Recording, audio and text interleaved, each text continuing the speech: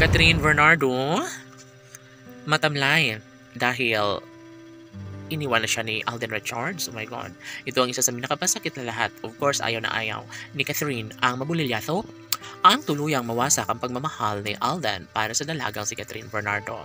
Alaoy, sana nga ay hindi na magbabago ang lahat ng ito dahil kung tutusin ay hindi na magbabago pa ang kanilang pangako sa isa't isa.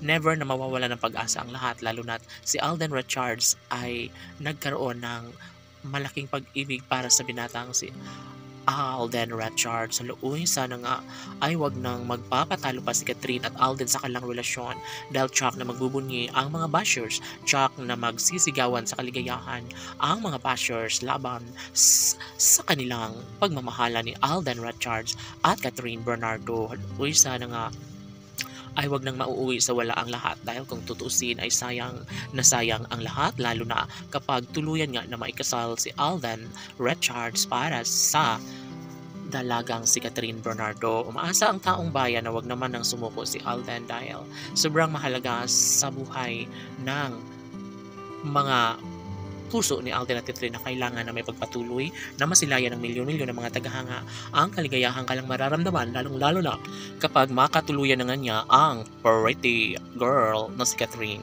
Tanong ng mga netizens, posible nga ba na si Catherine Bernardo na nga ang maswerteng babae sa pagmamahal ng gwapong aktor na si Alden Richards? Si Catherine at Alden na nga kaya ang tunay na nakatadhana para sa isa't isa.